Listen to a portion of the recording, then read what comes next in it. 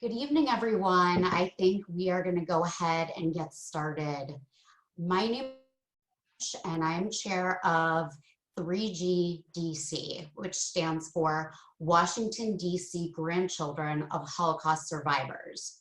Thank you so much for joining us on Zoom tonight for a very special book talk with Jennifer Rosner, best-selling author of The Yellow Bird Sings, a moving historical fiction novel centered around the Holocaust. Tonight's program is proudly brought to you by the Jewish Community Relations Council of Greater Washington, also known as the JCRC, and 3GDC. We're so glad to partner together on special Holocaust-related programming, especially as we close out what has been a busy and invigorating week of Yom HaShoah related programming that we managed to quite quickly move to virtual platforms. Just gonna spend a minute right now to tell you a bit about both of our organizations. The JCRC is the public affairs and community relations arm of the Jewish Federation of Greater Washington, focusing on government relations, Israel advocacy, intergroup relations, and social justice. For decades, the JCRC has had the great honor and responsibility to organize and host community-wide Yom HaShoah commemorations.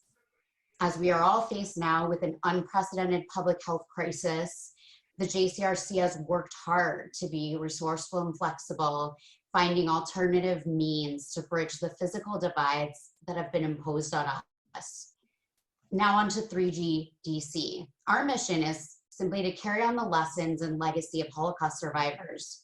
We strive to build a local community for 3Gs in the district area so that we can share the stories of our grandparents' survival and ensure that those memories are passed down and remembered by future generations and current generations.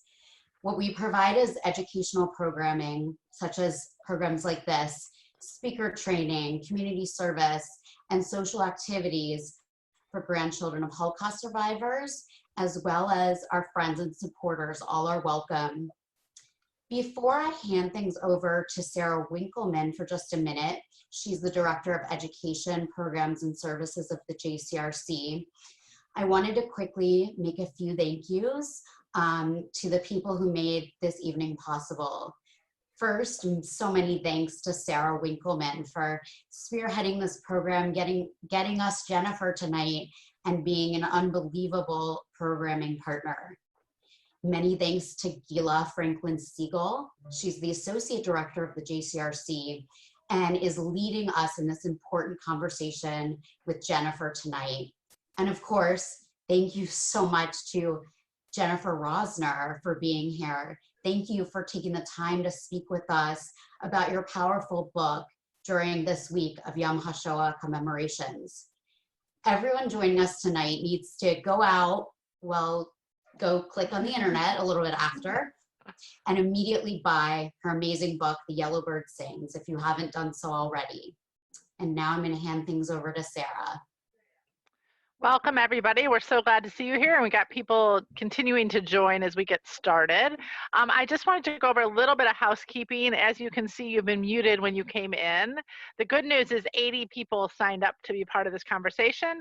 But the bad news is now we got to keep you muted till the end. So we will have time for question and answers. What I'm going to suggest is should be a chat box. It should say chat at the bottom of your screen or the side of your screen, and you can put questions in the chat box, and Courtney and I will sort of put those together at the end and make sure Gula has them to ask Jennifer before the night is over. And I also want to suggest, if you've seen a lot of squares on here, like Hollywood Squares or the Brady Bunch, you can switch to speaker view when Jennifer begins so that you can see her a little bit larger than a little bit of screen on your page.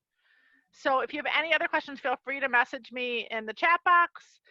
But we're really looking forward to it. And I just want to quickly introduce Gula and Jennifer, and then we're going to get started. So Gula Siegel is an associate director of the JCRC.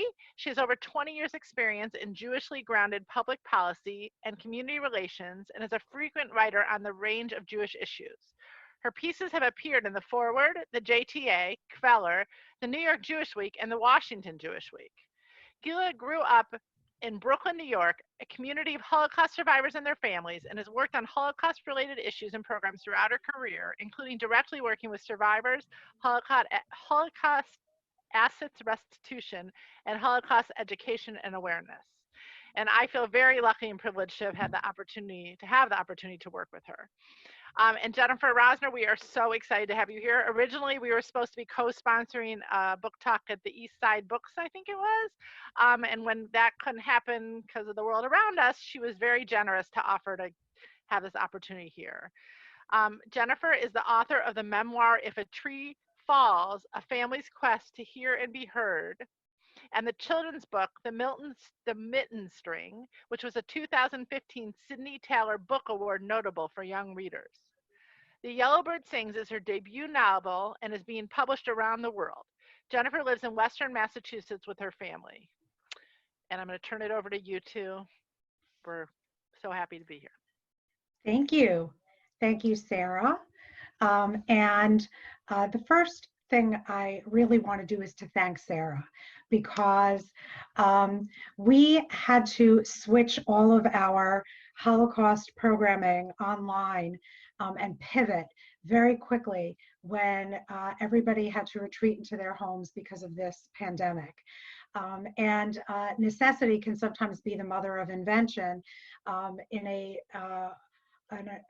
very odd, I wouldn't call it a silver lining, because nothing can be a silver lining to this in the terms of the lives that have been lost.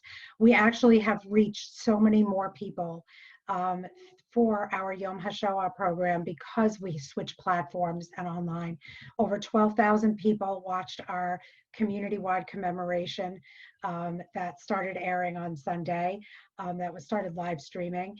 And Sara put together a series of conversations with Holocaust survivors for teens and adults throughout our region. And I have to say, it's an extraordinary accomplishment. She reached almost 1,000 or over 1,000 people. So this is a beautiful capstone, this event, to a week where we have really, I think, been able to honor the memory of the Holocaust and the legacy of the Holocaust, and hopefully touch more minds and hearts than we might have if we were doing this in person. So it is such an honor for me and a pleasure to be able to have this conversation with Jennifer Rosner. I feel like after reading the book, I could sit and talk with you for hours about it. And I have to say that during this period, it's been hard for me to concentrate at home. And I know a lot of people have felt that way. It's distracting, we're worried. This book gripped me. And it was the first thing I've really been able to focus on in an undisturbed way for weeks and weeks. So thank you for that gift. And it's because you wrote such a beautiful, beautiful story about not just the Holocaust and hidden children, but about mothers and parents and about music and about love. So I want to start off with asking you to just basically share your journey in writing this book. What led you to write this book? What was your journey? What led you to focus on the Holocaust for your first work of fiction? Thank you. I'm so pleased to be here, and thank you so much for having me. As Sara mentioned, I had written a memoir that was called If a Tree Falls, and it is a story about hearing and deafness. It's about the journey we went on as parents. We had two children who were born deaf. That was initially quite surprising and unexpected, but I later found in our ancestry several deaf relatives, two of whom were also sisters like my children. And one story I learned about them, they lived in a little shtetl in the 1800s. I learned that when they became mothers, they tied a string from their wrist to their babies at night, so that when their babies would cry or fuss, they would feel the tug and wake to care for them. And that was a very, very meaningful bit of family history, as it really brought like an innovative, connective tissue that was pervasive in my family. While I was giving a book talk for my memoir at one point, I was talking about our decisions to bring our children into the hearing speaking world with hearing technology. And particularly I was saying how we were encouraging their every vocalization. So we were the parents were like actually really happy if our kids were squealing or, you know, vocalizing in, even if it was in the library or in a restaurant or whatever. And I was talking about that at a book event. And afterwards, a woman came over to me and she described her childhood of hiding with her mother for months and months during World War II, where she needed to be entirely silent. And I thought a lot about that, you know, about her as a child having to be silent and about her mother needing to keep her silent in an enterprise that was kind of the opposite of what we were dealing with. And it really touched me. And it was from that seed that the story began. I sort of was thinking a lot about her, and from her, I actually met some other hidden children, and their stories were just full of so much strength and ingenuity and so much emotional depth and resonance. And it just took me on my way to this first novel that I've written. And what kind of research, how long did it take you to Yeah. complete the book, and what kind of research did you do? And did you travel to all of these places in the book? Yes. So I actually met that woman about 10 years ago. It was in 2010. So this has been brewing for quite a while. So in addition to interviewing hidden children and doing a lot of reading, I was able to go to Poland. First of all, I found this incredible guide, and I sent him my manuscript in advance, a draft manuscript, and he read it before I came. And actually we, you know, because of what he read, he took me to settings. So I was able to see an area of farmland with farmhouses and barns, much like I was describing in my novel, where Rosha and Shira were hidden. And he brought me to a convent where Jewish children were hidden, and to a swath of forest where Jewish partisans had camped. So I was incredibly lucky. I went to be able to stand in places that, you know, while I'm in my like window seat in Massachusetts trying to imagine what it must have been like, I got to go and really in some ways cross-check and confirm, because after doing so much reading, my descriptions in some sense were accurate, but I learned so much about the texture of the place. So, you know, I smelled mushroom soup as I walked through that convent, and I could hear the sounds of feet on the stone as we walked. And there were interesting revelations that I wasn't necessarily expecting. Like when I had conjured the convent in my mind, it was stone, but he was like, well, it's, you know, in Poland, we're poorer and it's brick. And, you know, at night, he read texts to me that were only in Polish. So he translated things that I might not have been able to get access to for me. So it was an amazing trip. And then I also went to Tel Aviv, and I met Amnon Weinstein. I don't know if you've heard of him, but he's a violin maker. He rescues violins that were in the Holocaust, and some of which come to him with ashes inside, all kinds of stories of how he, you know, gets these instruments and he rebuilds them, and they're played all around the world in something called Orchestras of Hope. And in fact, one of the master violinists that oh dear, I'm gonna make sure my phone isn't dinging, sorry. One of the master violinists that I consulted with in my work, because I needed to know how Shira as a musical prodigy would practice and what she would play. He was someone who had actually conducted these orchestras at times. So it was amazing. So yeah, my research took me far and wide, and I really learned so much. But maybe the most meaningful were these interviews with you know, adults who were hidden as children, and just the depth of emotion that they still carried about their experience. Even when memory wasn't always, you know, in the forefront, there was feeling that you could really experience with them. Is, you know, I feel close to all of them. I think I'll stay in touch with them all after being, you know, in conversation with them as I was. That's so beautiful and touching. You know, I was very moved by something you wrote in your comments on the book, which was that hidden children still, even as you said, their memories, their memory level may vary, but and it's a paradox that their parents saved their lives, but yet they still feel this tremendous pain of having been separated from their parents. And when I was moderating one of these discussions with a survivor this week who was a child who was sent to America on the American version of the Kinder Transport, this was a big theme in his whole narrative, this concept of having given away, his mother having given him away, so to speak. And he asked the people on the phone, would you have done that? So I think that's, an interesting thing. How do you feel based on your conversations with these hidden children who then grew up and lived their lives, how that impacted them? And were these all hidden children who were reunited with their parents? Were there some who were not reunited with their parents? Yeah, I mean, there was a range of circumstances, but it was really striking that the sort of emotional truth for some of them was this terrible pain for having been separated, even though they did know it was for their survival.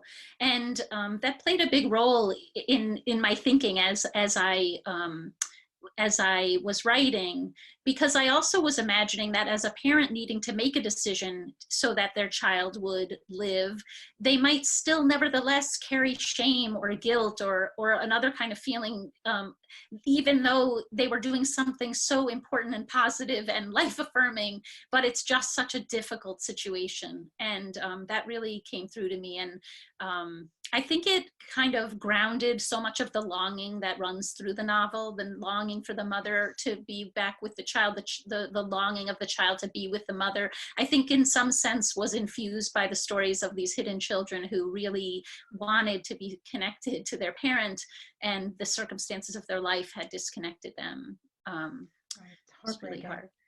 Yeah. It's very, very hard. And I think you did do a beautiful job of portraying that, both the courage that it took for these parents to do this, and the damage, the repercussions, and the pain and all of that it causes. So music was a big motif, is obviously the central, one of the central motifs in your book. Are you a musician yourself? How did you come to pick that as this motif? And what does that signify for you? And I mean, I grew up in a pretty musical family. My father played violin every day, practiced every single day. And I trained as a singer. I actually trained as an opera singer. And he and I, made music together. And while I felt that I had issues of being heard to some extent with my mother, I felt that when I sang, my mother really heard me. I think that in some sense, music I knew it very viscerally as a connective act, an act of being connected through music with my parents especially. And I think it plays that role in the novel, that music is sort of the connective tissue between the mother and daughter in my novel. It's connective and it's also transportive in a certain way, because you can kind of move with the music into a new place, into a place of beauty, which I think is a big theme in my novel, which is that there's that beauty, that the ability to have imagination, creativity, and beauty is a way toward human survival that I also really feel like I learned from the interviews with hidden children, where there was this ability to find beauty and that was a really life-sustaining thing. That's so beautiful. And I think that in Holocaust studies, in works like Defiant Requiem, all of the art that came out of Theresienstadt, I think people continue to find such meaning in that. And when you asked me about why I wrote about the Holocaust, I mean, there's a way in which I feel it's so important that um, that the stories are told and that younger people have access to them, and that there's new creative ways to bring access. You know, the more different art about the Holocaust, the better, because we need to reach people for whom this is a really distant war at this point. And it just seems, you know, because of their age and how long ago it was, and how to keep it in mind through different forms of art, through film, through theater, through books, through, you know, through all kinds of things. But I just think it's very important. Oh, and couldn't agree more. I mean, especially, unfortunately, as time passes and we Yeah. only have a few more precious years with our survivor population, it's incumbent upon us, and it's a big theme of ours at the JCRC, to be exploring any way possible to carry on that legacy. And because certainly the lessons of the Holocaust, obviously, those don't go away. So the yellow bird, please talk to us about the yellow bird. The book is called The Yellow Bird Sings. Yeah. It is the evocative trope throughout the book. Talk to Yeah. us about that. I mean, in some sense, this relates to the comment I made about feeling that creativity and beauty are keys to human survival, but because this child conjures a yellow bird, it's a comfort. It's a thing that can sing the songs she can't sing when she needs to be silent in the barn. I decided to give Shira this yellow bird. I had heard of a child in a trauma, after a trauma, who, you know, went silent but cupped her hands around air, and I imagined that she had conjured a bird for company. But for Shira, it's much more than that, because it's a musical instrument in a way, in some sense. And it's because her mother also takes it up in the stories she tells her at night. It too plays this connective role between the mother and the daughter. And it was, you know, it made sense sort of narratively, and it also gave me a chance as a writer to bring subtext in, where when I was with just, you know, a 5-year-old child's perspective, I had the bird too, and so could bring things in that I might not have been able to. Right. And so the yellow bird sings because they cannot. Right. Yeah. It's just such a beautiful image, and you know, that really carries forth, and such a contrast to the horrific environment that they're living in. There's somebody asked a question that I think is a great question, which is, when you spoke with the hidden children and interviewed them, did they share with you how their experiences impacted their parenting of their own children? How does this, you know, we've heard all of these studies that, these new studies that have come out showing that the trauma of the Holocaust continues to be imprinted on subsequent generations, that it's a biological thing, it's not even Right. an environmental thing. What did you learn about that? I mean, I probably can't speak in depth to that. What I found was that I would enter someone's home and I would see the family they had built with full of so much love and pride. You know, I'd see the grandchildren's bar mitzvah photos on the wall, and the, you know, person might recount how incredible and beautiful the bar mitzvah was. And, you know, there was such a loving and prideful and warm and amazing life built. And then we'd go into our room and talk about that person's experience, and it would be, you know, filled with so much pain and difficulty. And so, you know, maybe there was a bracketing, but, you know, that it can't be complete. But we didn't really discuss. You know, I came and I talked to them about their experiences as children, and that's what we really stuck with. And that was quite, you know, it was such a deep and, you know, emotional conversation. So we didn't really, I mean, I think I saw them as people kind of ensconced in a new and loving life, but with a past that, you know, just contained a lot of pain and a lot of strength and so much ingenuity. And so much creativity. Right.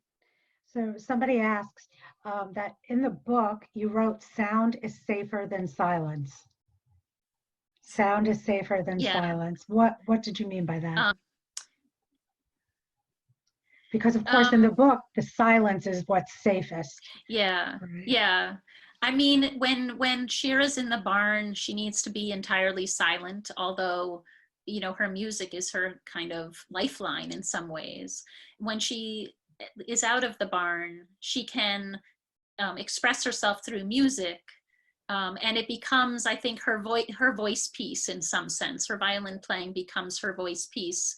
And it's a way in which she won't give away the fact that she's now in some sense hiding in plain sight, because she's still hidden, but she gets to play her music. So her music becomes her voice. Right, her savior, which was very, and in a practical sense, that was very true of artists, some artists who were Jewish, who went through the Holocaust.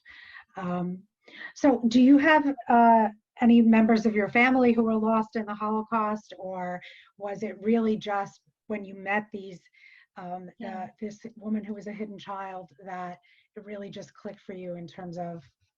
Yeah, I mean, this journey began because of the woman I met at the talk.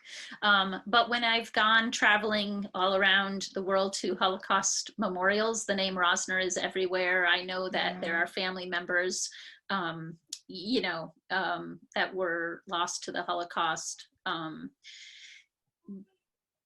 But my parents, you know, my family had come soon, you know, before the war, so it wasn't direct, but it's definitely part of my family, my larger family. Right. And how did this experience, did it change you in any way as a Jew, as a mother? How do you feel that it's impacted you? Because the Holocaust is is a complicated thing for Jews to process and to incorporate into their identities. Yeah, I mean, the process of writing, I feel like, changes me every day. Having spent so much time on this material, on this time frame, on these experiences, you know, it is definitely, you know, the emotion, to sit with it and be emotionally resonant to it for so long, I think does just heighten your sensitivity and help you realize just so much of what people coped with, just what we can endure and cope with. You know, just to say, you know, we're in a quarantine and it's difficult for people, but, you know, and of course it's been a heartbreaking and incredibly difficult time for people who have gotten sick but for the people who are just sheltering in place, you know, with a puzzle, with food, with music, with their computer, with their phone, it's such a different situation than, you know, it's an incomparable situation to what people endured who were in hiding. And I think that I've heard from many people how much they appreciate the perspective that this novel brings at this moment, to understand what it was like, and how, you know, for those who are lucky enough to just be sheltering in place and not battling the illness, you know, we do have so many resources. Right, there was an interesting dialogue that was taking place online because some people said, no, you can't even evoke the Holocaust. But the thing is, if you're evoking it in order to gain perspective, which I think was the message that we've been hearing from a lot of Holocaust survivors who've been interviewed about this, was that because they've gone through what they went through, they have like a lot of perspective and grounding about what we're going through now. One of the other things that occurred to me, I finished reading the book just today, as a matter of fact, this whole issue of separation of children and parents is something that's also very much coming up during this quarantine period, during this pandemic period. Being separated from family, for whether it was for the Seders, being, the concept of, your parents, God forbid, having to die alone in a hospital because there are no visitors and that kind of thing. So I think that there is a kind of a universal humanity to the story that you've told, because it is so heart-wrenching. And I think really I'm sure hard, and you can talk about this, I'm sure it's hard promoting a book and having it be rolled out at a time when people are in their homes, although hopefully they're looking for good books to read. I think poignantly, this is a book that particularly speaks to that experience. So I want to continue. Right. So the question is, did our current policy of separating families at our Mexican border inform any of your writing of this book? I think, I don't know how the timing worked out, but have people raised that with you? Is that something that? Yes. I think one thing that really was important for me was just that, having heard in this firsthand way of people, even 75 years later, feeling so much pain over the separation from their parent, and then seeing these little children, in cages or separated from their parents at the border, and understanding that the pain that's being caused by this is going to be reverberating for the, in these lives for their whole lifetime. So it made it very personal for me, to understand that the emotional toll is so deep and kind of timeless, and it was just, it's heartbreaking. Yeah, I want to encourage everybody to put in the chat room any questions that you have. Another one, what are your thoughts about how we should speak to children today about the increasing hatred and anti-Semitism that they may be seeing in their community? I think that we can, try to help our children become advocates for justice and advocates for people. We try to train our children to stop as a way to separate ourselves from other people, and just, I think it's like the training of our youth to try to, figure out how we're going to combat this kind of anti-Semitism and hatred. I mean, part of it is about kind of learning the stories and knowing, how entrenched it is, and then also trying to educate that generation can be a more tolerant generation. I don't know. I don't think there's a lot of easy answers, or, I don't know. Yeah, one of the things that I thought was so striking, curious about the research you did and the reaction to it, was the period of the book that focuses on the anti-Semitism that Polish Jews faced when they returned to their hometowns. Yeah. That it wasn't like a light switching on and off, and the reality and brutality of that really struck me. How did you do research for that? Who did you talk to, and was that controversial at all? I mean, there are writers like Jan Gross, who wrote a book called Fear, that is just about this topic, about kind of, returning from the camps to find people in your home who obviously don't want to give it up. They've occupied this space now and don't want you coming home. And the anti-Semitism is both prejudice and practically driven in some ways. And there's just so much about the violence that happened afterward, and how it really wasn't over. And I mean, that was just one book, but when I have on my website a long list of books I read about different aspects of the Holocaust, about hidden children, but also about partisans, and about the time after, and all kinds of things, for resources in case there's just a handy list there. But yeah, I mean, as a novelist, there are elements in this book that are uncomfortable. And I have heard from people that they find it uncomfortable. And I feel that everything that I've included, while it is a fictionalized tale, is based on like real things that have happened, that you can find in archives, that you can find in wars, that you can find in his. And so, you know, that's just one of those things where, you know, sometimes you hear it's uncomfortable and you say, well, you know, so the reality was pretty uncomfortable, you know, and that's what's in here, you know, even though it's a piece of fiction. Absolutely. And I think particularly one thing that you don't run away from in the book is the particular violence that women experienced. And I think that there's still a reluctance to speak about that, how Jewish women were treated in the war, you know, how vulnerable women, nuns were treated during the war, and after the war. So all very, it is what it is. But what I think is so amazing is that, yes, it makes you uncomfortable, but the book is so beautiful. And is this balancing of the constant coming through of the beauty of humanity, even as these horrific things are happening. You know, right now there's all of this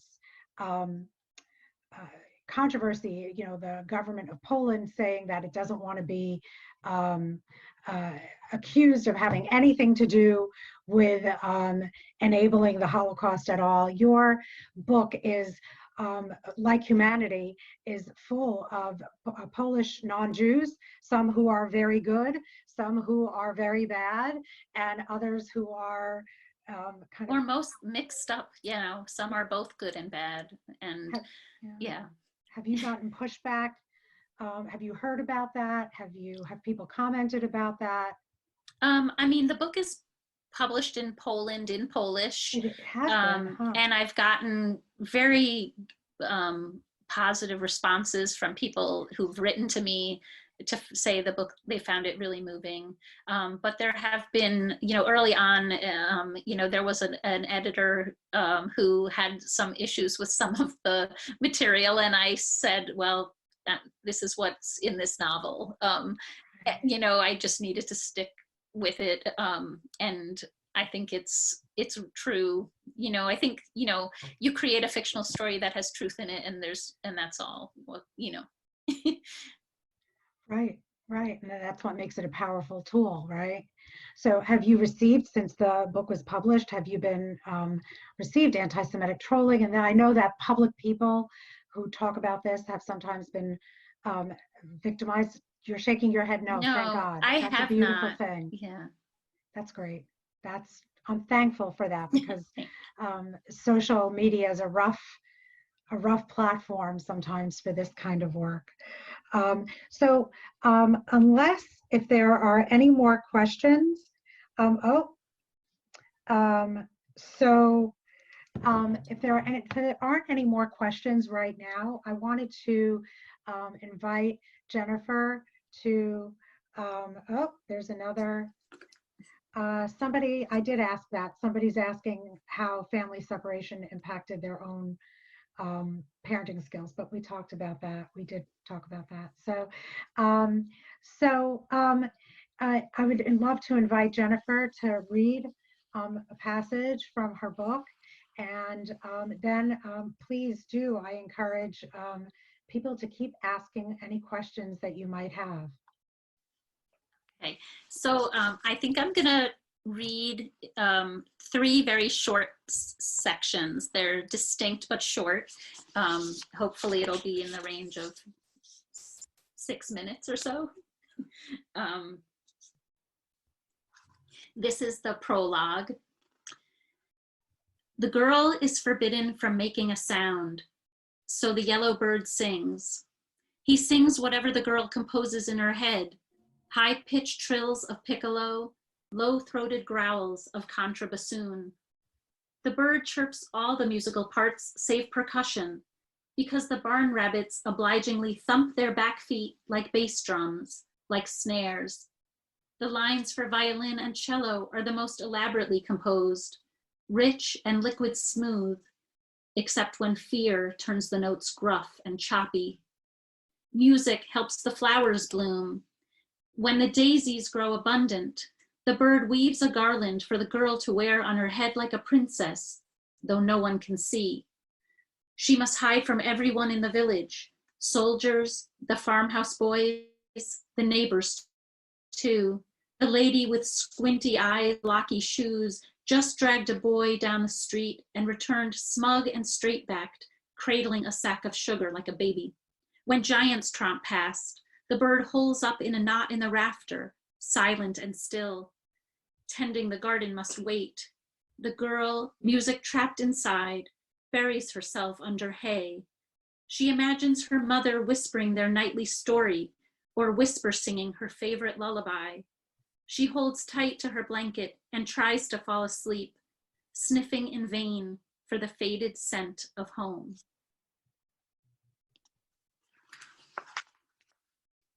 Did I freeze or am I all right? No, you're fine. Okay.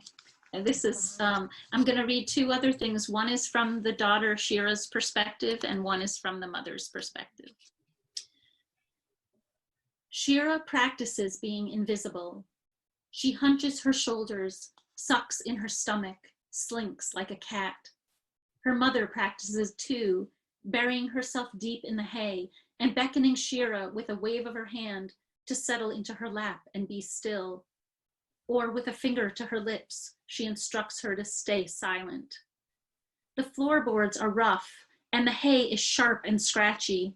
Shira does not understand why they can't go home, why they ever left home, where together her mother and father tucked her into bed as if in a soft, downy nest, and where music and the scent of her grandmother's baking wafted through the air. There, Shira could patter down the hall and join the company, watching as they unclasped the cases of their instruments. Nestled in her grandfather's lap, breathing in his workshop smells of sawdust and lacquer, she bounced and tapped to the ripple of notes from her mama's cello, her tata's violin. At first, in the tuning and warm-up, everything sounded off-kilter and sad. But then they struck up their songs, and the music carried them all, until Shira no longer felt herself settled against her grandfather, but in an altogether different place of pure, shared beauty. Vibrant, soulful melodies, fiery, stomping rhythms. It didn't matter how loud things got. There wasn't a neighbor in the building who didn't relish their playing. Shira could even hum if she wanted to. But here, her mother is insistent. They need to be silent, to hide. So she coils herself tight like a spring and holds herself in. Shira strives to mute the sound of every movement, her footfalls, her breath. The anticipated stream of her pee she has learned to mete out in a near silent trickle, and she knows to cover over and so erase any sign of her existence, a series of vanishing moments before she retreats beneath piles of hay. Yet even as Shira wills herself to silence, her body defies her with a sudden sneeze, an involuntary swallow, the loud crack of her hip from being still too long. A calf muscle cramps, an itch needs a scratch. Her bowels press. The most carefully planned movement causes the hay to rustle or a floorboard to whine. Shira looks over at her mother apologetically. Worried, her mother stares back. Shira settles back into the hay and tries again to be still, until notes, snippets of song, and soon whole passages take shape and pulse through her, quiet at first, then building in intensity and growing louder. A story told with strings and woodwinds, a glacial night, a flickering fire, sounds like black water beneath bright ice, basses and timpani and a violin's yearnings, and finally a crescendo, the frozen earth cracking. Her mother waves an arm, her forehead furrowed. Shira realizes she is tapping again. And then this is from the mother's perspective a bit later in the novel.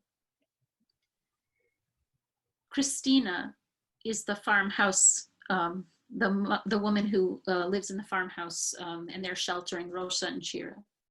Christina comes to the barn before dawn, her eyes focused on Shira. Is she asleep? Rosha nods. I think you should move her. What? For her safety. I know someone who is part of a network that hides children. Sara will be better off in a convent orphanage than in this barn.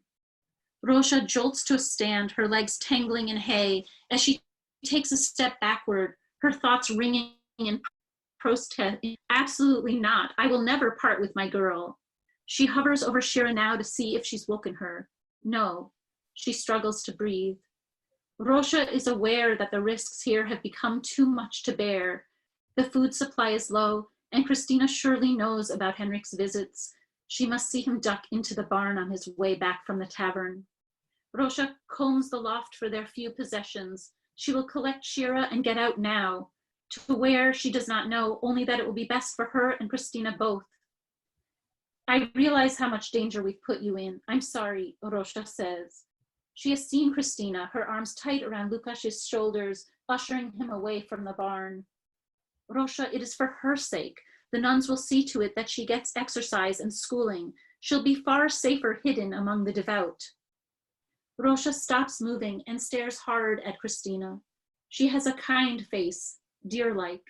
The curled blonde hairs at the nape of her neck, too short to be swept into her high bun, puff around her face like soft cotton. Is it her faith in her Christian God that drives Christina to make such an offer, or an emotional attachment to Sara? Perhaps she's dreamed of having a little girl.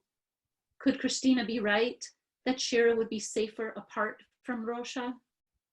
Rosha thinks of how treacherous the journey here had been, with Sara constantly needing to be carried and soothed, quieted and fed. She recalls crossing the long stretch of pasture. She'd needed Sara to walk on her own, but Sara kept kicking off her shoes and reaching for Rosha to pick her up. Over and over, Sara complained that her Tata would have carried her. Rosha dragged her in her stocking feet until Sara pleaded, promised to wear her shoes and walk. You can arrange for this? As I told you, I know someone who does this work, my sister actually. Rosha drops to her knees, disconcerted, as the trust she's placed in Christina clouds with doubt. Her sister knows of our hiding? What guarantee is there that she will keep Sara safe? Instinctively, Rosha's fingers go to where her wedding ring used to be. She looks around the tight space of the loft. It has been exhausting to keep Sara hushed up day and night. Your sister, she would accompany Sara to a convent? Yes. Why do you help us so? Rosha blurts. Christina's motivations continue to confound Rosha. Might she like separating Rosha from her girl? A way of punishing her for Henrik's attentions? Christina looks squarely at Rosha. In God's eyes, your child is no different than mine. She deserves every chance to live. Rosha looks away, chastened. So heart-wrenching. So heart-wrenching. Beautiful. So we're gonna open it up now for other questions. This is a rather practical one. Given the inability to go on a physical book tour, would Jennifer be willing to participate in a Zoom book group for a few minutes next month?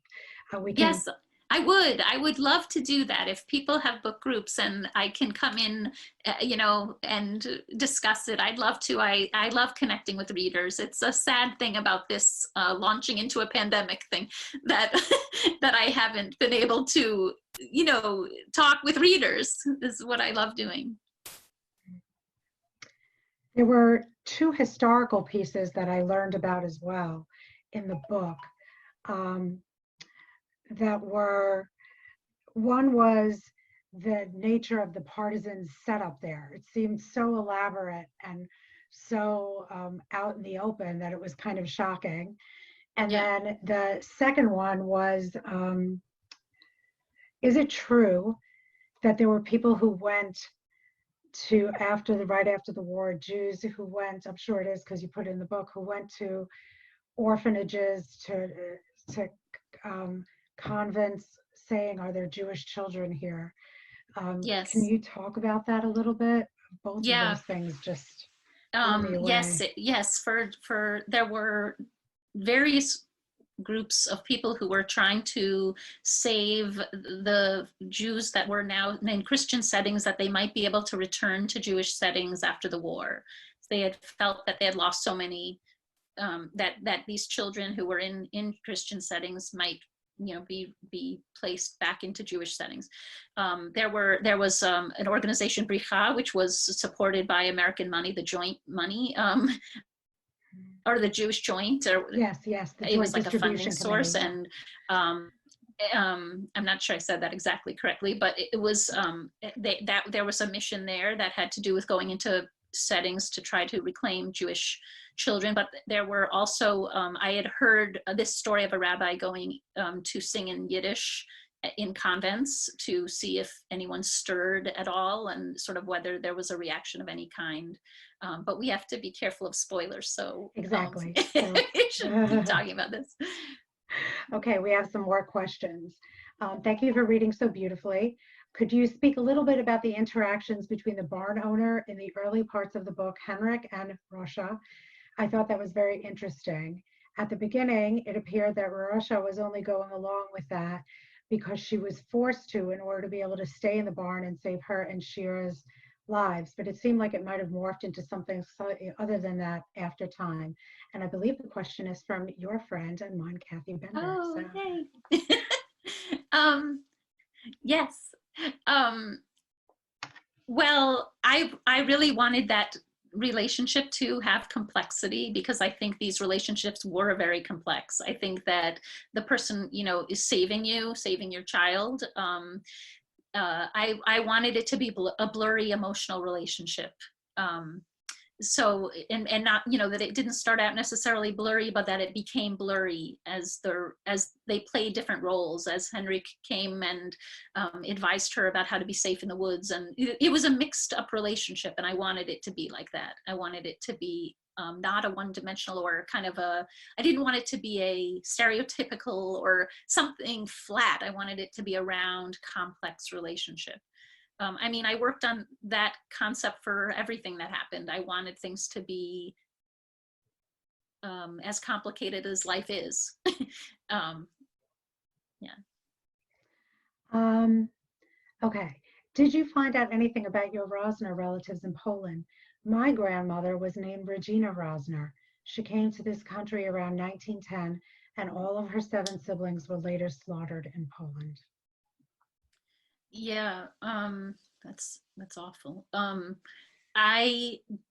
In this novel process, I didn't actually really look into my genealogy. I mean, I had looked into it for the memoir I had written about deaf ancestors, and that's when I did find these deaf sisters who lived in Austria in the 1800s. But as I was saying earlier in the program, you know, sort of the immediate Rosners in my family had come in over much earlier. But when I have gone to Holocaust memorials and seen the Rosner name, you know, as many who have perished in the Holocaust, I am positive that there are many just more distant relatives of mine that did perish in the Holocaust. Right. Can you please speak? Oh, this is great, because this is something I had meant to ask you about and I totally forgot. Can you please speak a bit about the adoption of a third name, Tirza?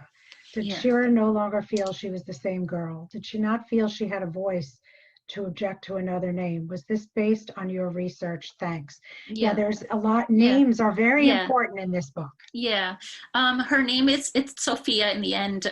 It's Zosha rather. At when we get to where, let's see, she gets to be Zosha and then Sophia. But so yes, the names really are important, and I want to say something about that. I went to the U.S. Holocaust Memorial Museum, and I saw this pamphlet that said, "Remember me," and there's a photograph.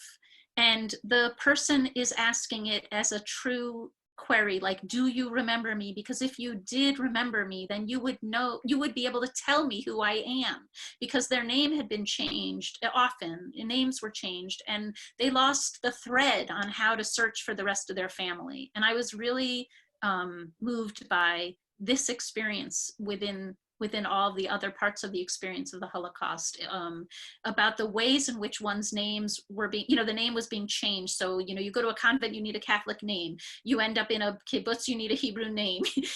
You're sort of moved around, especially young children moved around, and they're kind of pushed into, a way to survive, assimilate, blend in, or whatever. And it's just so complicated trying to keep track, and it's such a strain on your sense of identity already. I mean, going back to that thing about Jewish children being taken out of Catholic settings or Polish settings, it should be said that as a matter of identity, first a child is in their Jewish family, and then they're moved to, say, a Polish convent, and then they're taken out and put into a Jewish orphanage, and then they're there's a lot about sense of identity, sense of religiosity, how you cope with this kind of shifting sense of self. And the names, the fact of people's names being changed, I wanted to include. I wanted it to feel like you're losing a thread on who you are. But I also think it was a coping strategy that was very important for survival. And it also made searching incredibly hard, searching for your relatives later when you didn't know their names. A lot of people did sewing in the seams and trying to carry names through in innovative ways, but sometimes it worked and sometimes it didn't. But I guess I should say one other thing, which is that before becoming a writer, I was a philosophy professor, and always very interested in the nature of personal identity and then the way in which, we consider ourselves. Am I the same over time? Am I the same as everything about me changes in some sense?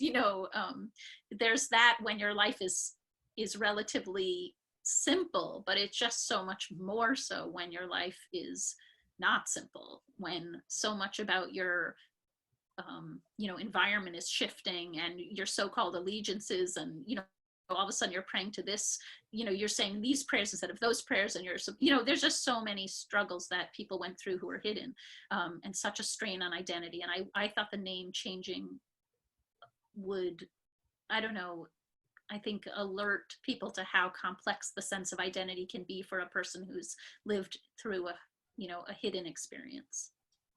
Yeah, I think I first became aware of that when I was a teenager. I went to the convention, the U.S. Gathering of Holocaust Survivors, and at that time, many, if not most, Holocaust survivors were still alive, and so many of them were searching for brothers and sisters and parents, and names were a big problem. And there was a huge board that people would write notes on. I am looking for my sister, and it would list like 5 different names that the person could have possibly been known by. And again, very, very heart-wrenching. And I mean, there's also all these things, so Irina Sendler, who worked in Jagoda, who would put the Jewish name and the Catholic name, on a paper and bury it in a jar, so that afterwards, there would be this chance. And there were people who put names, the sort of the various names, in 5 different notebooks hidden in different locations. And, there were strategies to try to help people figure out later, but they were, if you had access to them, or if you can you get a hold of all 5 notebooks, or it was just very difficult. But there were a lot of attempts to try to help this not be so difficult. Right. Oh, that's very moving, very moving. Well, we are coming up on the hour mark, and I am not seeing any more questions in the chat room. I don't know, Jennifer, would you be available to stay for a couple of minutes after we formally close, in case anybody wants to speak with you or, and ask any questions or invite you to speak or anything along those lines? That would be great. I want to thank you so, so much for being with us this evening. Really just brought so much heart and perspective and context to the book. And really, you've created a beautiful work of art that will educate and enlighten and really, really touch people, both in terms of Holocaust education and in terms of being a woman, a mother, and of just being a human being. Thank you so much. And I want to thank all of you for joining us this evening. Please do not go out. Please do purchase this book, and you will not be sorry. And we hope that it succeeds amazingly, despite the very unusual circumstances in which it was launched. Thank you. Thank you Thank so you. This much. has been really fun and a great, a great honor. Thank you. And please also check out JCRC's website at www.jcouncil.org. We are always doing lots of educational programs. Sara runs a program that matches Holocaust survivors with students and other groups, and she's doing that online. If people are interested, everything we do to further the cause of Holocaust education and awareness is a mitzvah, is a really good deed. So thank you to all of you who joined us, and thank you, Jennifer. Thank you. Thanks. Good night.